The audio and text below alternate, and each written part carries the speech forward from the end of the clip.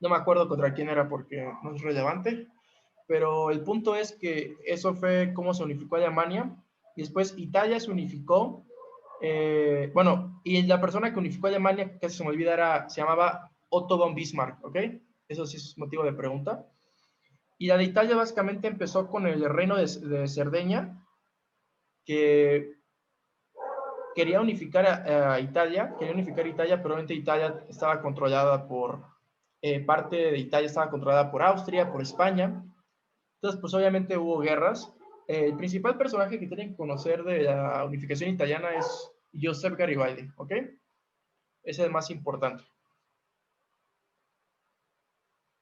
Ya después de eso empieza el imperialismo, que es de 1870 a 1914. El imperialismo es básicamente cuando los países europeos, gracias a la Segunda Revolución Industrial, que también se le conoce como la Revolución Tecnocientífica, donde se inventó el petróleo y la electricidad, se empezaron a industrializarse rápidamente y esto favoreció a crear manufacturas. Gracias a que podían generar a muy bajo costo y muy rápido esas manufacturas, crearon demasiada oferta, ¿ok? Demasiada oferta. Y entonces, como hay mucha oferta, pues hay poca demanda. Entonces, ¿qué haces con esos productos que están en exceso? Pues los tienes que vender en otros lugares, en lugares tercermundistas que no tienen esta tecnología. Entonces, cuando los europeos, las potencias europeas dijeron, bueno, ¿por qué yo no voy a expandir mi mercado en otros lugares del mundo? Como lo fue en África, como lo fue en Asia, como lo fue en China, en América también se llegó a ver colonias. Y entonces, pues, estas potencias europeas empiezan a expandir, se empiezan a conquistar territorio y empiezan a abrir mercados y crear monopolios, ¿ok? Había una pregunta que me hicieron, no me acuerdo quién me hizo, que me preguntó que si Francia tenía Marruecos, Túnez y Algeria y no sé qué. Eso, por ejemplo, es parte del imperialismo, ¿ok? Entonces, gracias a que abrieron mercados, pues también hubo competencias, ¿verdad? Porque obviamente, si yo controlo un mercado que me está generando dinero, pues sí, o sea, me está generando mucha riqueza, pues obviamente mis contrincantes, que son las otras potencias europeas, pues quieren tomar control de ese mercado. Entonces, pues el imperialismo podría decirse que es el primer paso a la Primera Guerra Mundial, ya que en el imperialismo no hubo peleas europeas gracias a la conferencia de Berlín, que si quieren apuntarlo ahí, que es cuando Bismarck hace una conferencia básicamente para decirle a todos cómo se iban a dividir cómo se iba a dividir África y Asia, principalmente África, y evita esta guerra, pero ya era inminente que iba a empezar una guerra pronto. Entonces esa es la principal causa de la Primera Guerra Mundial, una de las causas para llegar a la Primera Guerra Mundial. Algo que se me olvidó agregar es que una de las preguntas que les pueden hacer es ¿cuál fue el mayor invento en la Segunda Revolución Industrial? Es la locomotora, ¿ok? El ferrocarril, si les preguntan. Bueno, pues eso sería todo lo que es el tema 3. ¿Alguien tiene alguna pregunta? No. Otra fecha que les puedo agregar es que el imperialismo empieza de 1870 hasta 1914, ¿ok? Entonces, si no hay dudas, eh, pues ya terminamos. Entonces, si quieren seguirle, porque pues ya vi el tema 3 y el tema 4. ¿Quieren que le siga?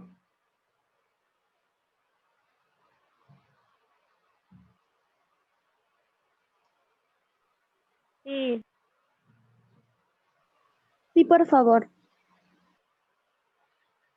Ok, bueno, terminamos entonces la Primera Guerra Mundial y ya después mañana damos otra clase. Bueno, entonces la Primera Guerra Mundial es básicamente eh, pues la consecuencia del imperialismo. Antes de que empezara la Primera Guerra Mundial, tenemos que entender que había algo conocido como la paz armada.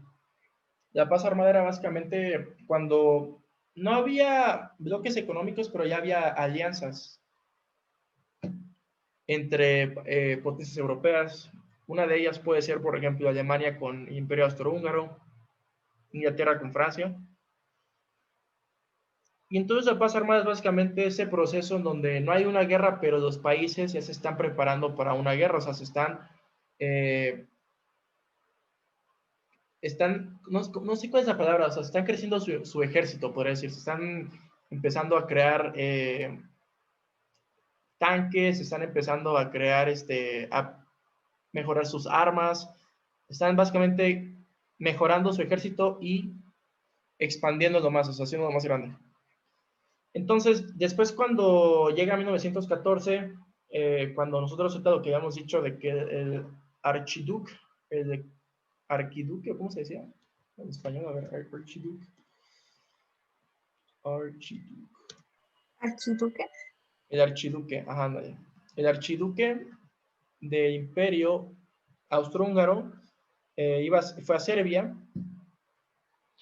para exactamente, pues podría decirse que fue para no hacer una alianza, pero hacer negociaciones, porque acuérdense que en ese tiempo todo lo que era los Balcanes pertenecía al Imperio Austrohúngaro.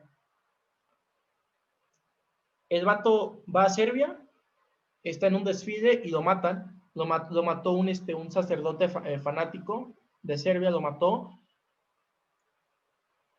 y ¡pum! Empieza la Primera Guerra Mundial, básicamente.